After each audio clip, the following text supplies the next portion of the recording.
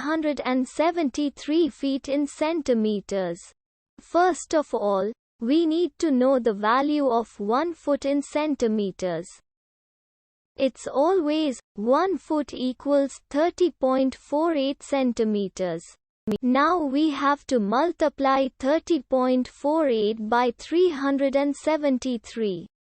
Therefore, 373 feet times 30.48 centimeters equals 11,369.04 centimeters.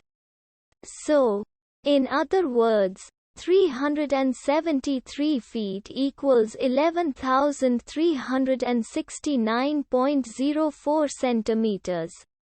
We hope you have enjoyed this video. Please like and subscribe to our channel for more videos like this.